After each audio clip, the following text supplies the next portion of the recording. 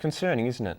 It's just a whole new world out there on the internet, Ashley. It is. It's a huge world, and it's very, very easy to get access to any bit of information that you want. A friend of mine who is actually a teacher as well, Hannah, he is. They had somebody come and give a talk to them about cyberbullying, and just before lunch break he said, "Can I have a volunteer?" He put his hand up.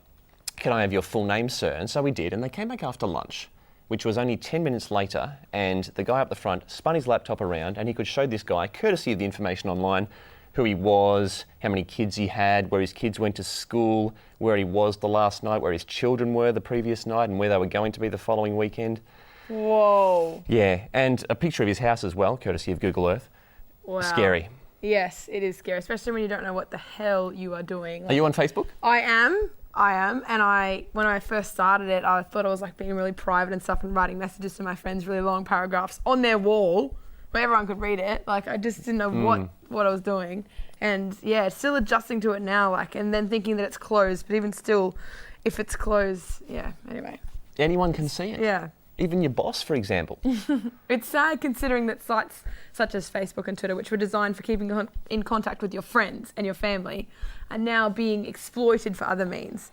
But, you know, as we said earlier, cyberspace is becoming the medium choice for bullies nowadays. It is, and what concerns me is that bullying used to end in the schoolyard, didn't it? It used to be a case of going home and you would be away from your school friends, for lack of a better term, school friends.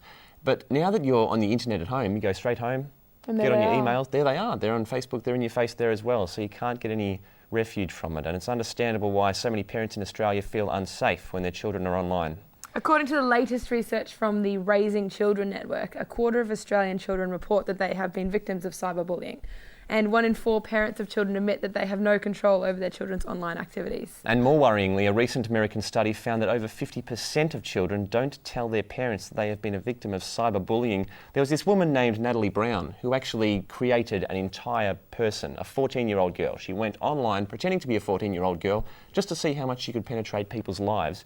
And within days, she had photos, she had invitations to parties.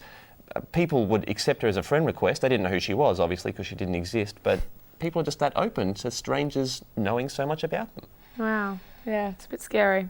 After the break, we have cyberbullying expert Susan McLean joining us on the couch. She's been on heaps of other shows. She'll be really good to watch, so don't go away.